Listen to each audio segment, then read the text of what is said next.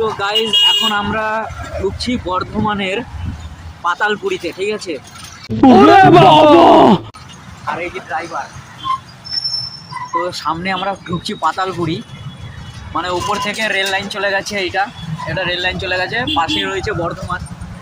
আর এইখানে রাস্তাটা দেখো, এই যে ভাইটা স্মার্ট আছে, ভাইটা পক করে আগে চলে গেল, ঠিক আছে।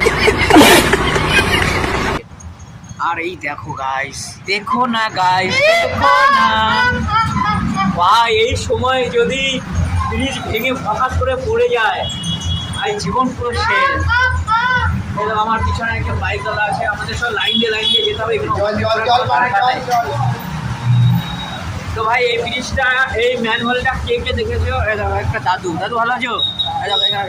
এই ম্যানহোলটা কারা কারা দেখেছো? ম্যানহোল না, এটা কি বলে ভাই? আন্ডারপাসিংটা কে আন্ডার মানে